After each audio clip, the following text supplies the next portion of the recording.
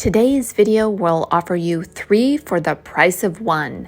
We will tour the perfectly pretty town of Painswick, as well as the adjacent Rococo Gardens, with a bonus visit to the delightful nearby village of Sheepscombe, home to another one of our very favorite pubs in the Cotswolds.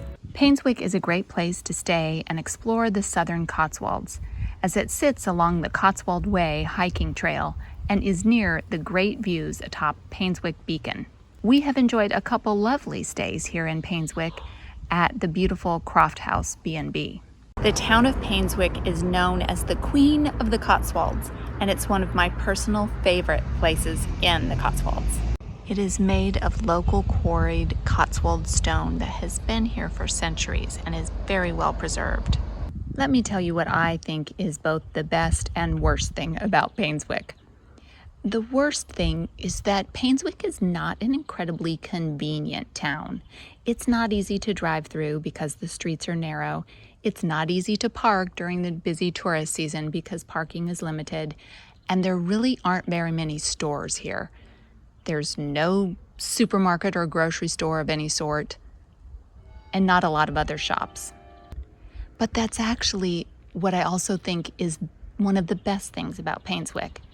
Because the narrow streets, not clogged with cars all over on both sides, not packed with all of the chain stores, the Edinburgh Woolen Mill, the Mountain Warehouse, the Co-op, it makes this place really feel much more frozen in time, so that you can walk down a narrow street and feel like you were here 300 years ago.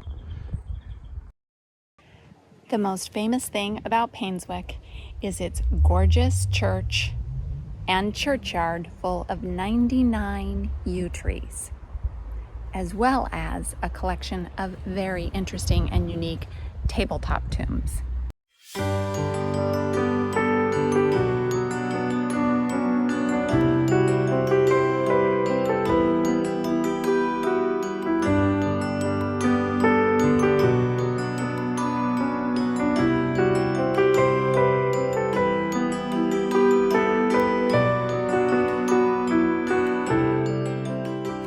Spire was added in 1632 and was damaged during the English Civil War.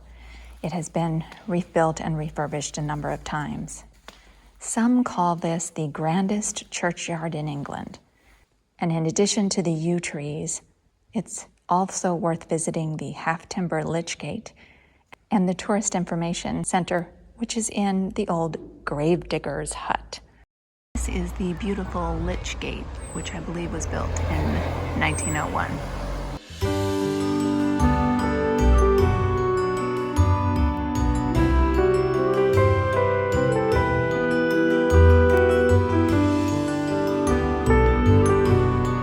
My subscribers taught me that yews are almost always found in Church of England churchyards. There are 2 widely believed reasons for this. One is the yews were there to keep commoners from grazing their cattle on the churchyard, since the trees are very poisonous. The second theory is that they were a source of wood for longbows.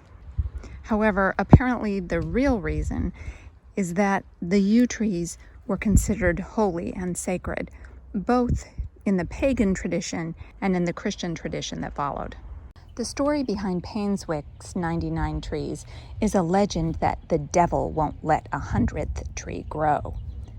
This curse was demonstrated in the 2000s when a 100th tree was planted to mark the millennium, and then in 2007 a storm took down one of the other yew trees. So they're still at 99.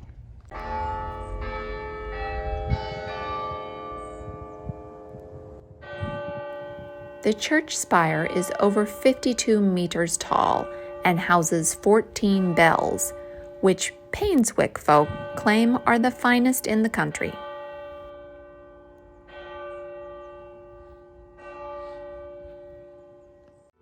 Amidst the interesting array of tabletop or chest tombs is the unique pyramid tomb of local mason John Bryan, who died in 1787.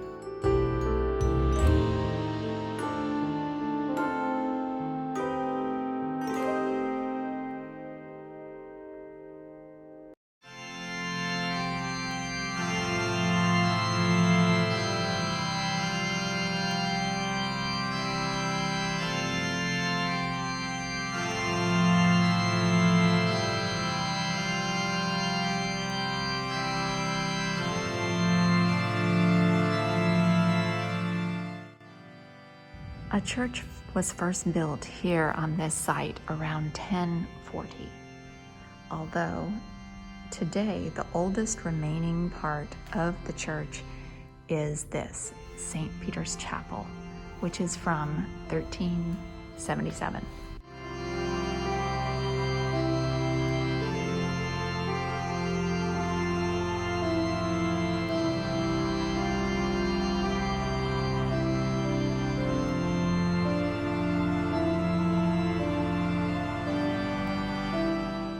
I don't think it's a coincidence that in this church funded by wealthy merchants from the wool trade, we see the symbolism of sheep. I've also seen this in Castle Coombs Church. Below this beautiful mosaic mural of Christ and his disciples, feed my lambs, tend my sheep. The courthouse was built in 1604, and some people believe it is haunted by the ghost of King Charles I. The spectacle stocks here in Painswick, located not far from the churchyard, are very rare, as only one other set of this type is known to still exist.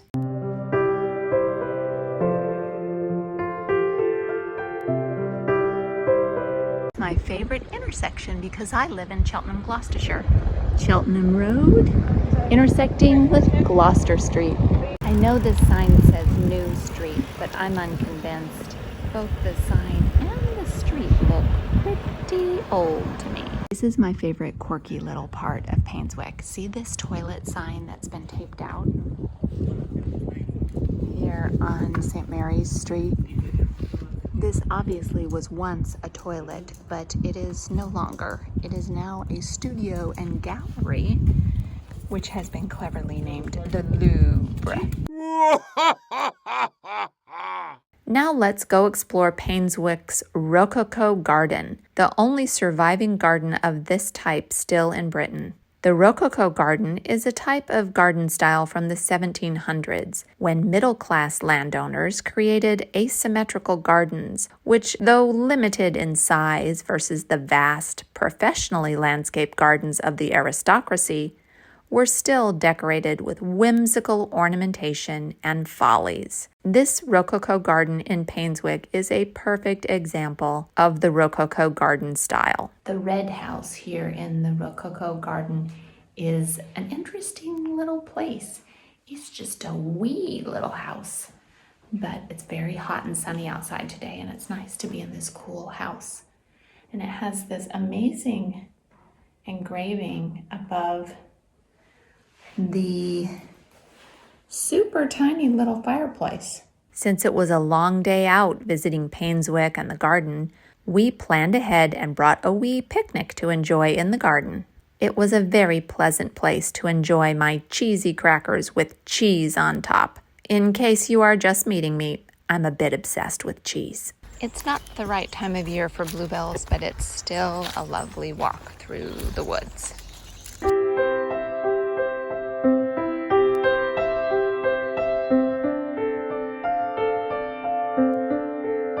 Here is the garden maze. This maze was planted at the 250th anniversary of the garden, which is why it's in the shape of a 250. We're standing here in front of this structure, but what's really amazing is the flowers that you can see this way.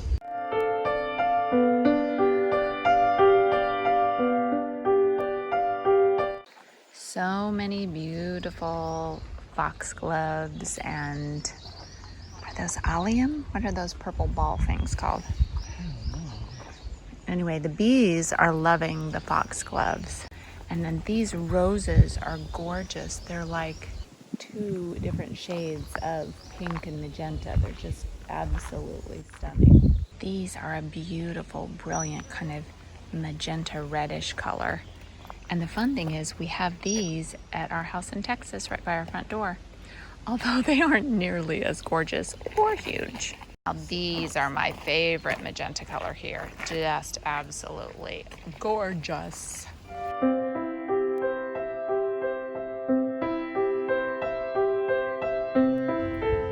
Here is a lovely little lily pond full of lily pads, and then over here on the edge is a wee ladder, which Ian thinks is for frogs. I was wondering if it's for ducks. We are walking through a lovely little tunnel next to the swan pond at the bottom of the Rococo Garden. We've seen a lot of castles lately, but here today in the Rococo Garden, this is the only castle we will be seeing. It is carved out of a tree trunk. This place is going to probably be really amazing when all of the roses are in bloom.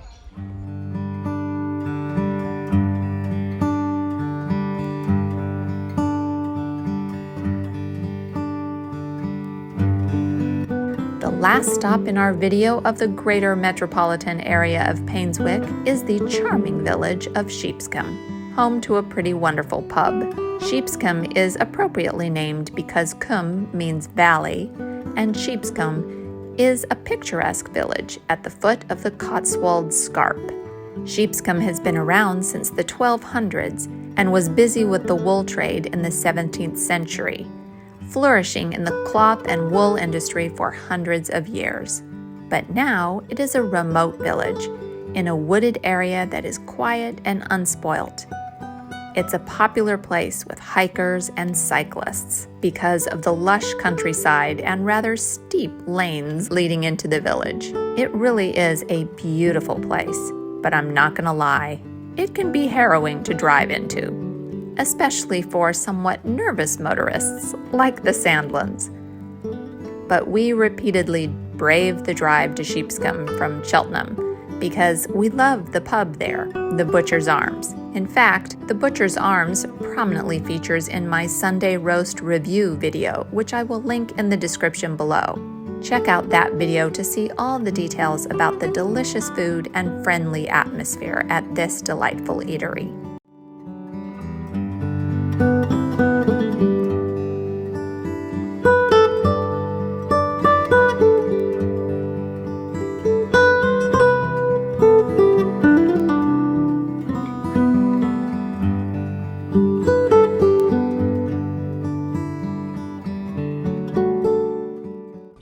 Standing right here in this quiet corner of Sheepscombe, looking at these long sticks and the very old houses, I just feel like I've walked back in time.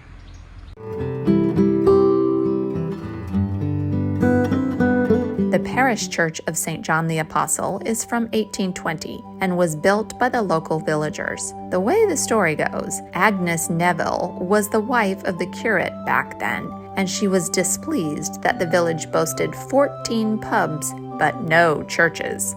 I wonder if she lived in this vicarage, which is located across the street from the Butcher's Arms. The lovely church is now very centrally and prominently perched overlooking the village, with a well-maintained, steeply sloping churchyard. We really enjoy visiting Sheepscombe. It is one of those small, non-touristy villages where you can have a calm wander around, a meal at the local pub, and feel very at home. One more scene from the Sheepscombe area with some of my favorite cows.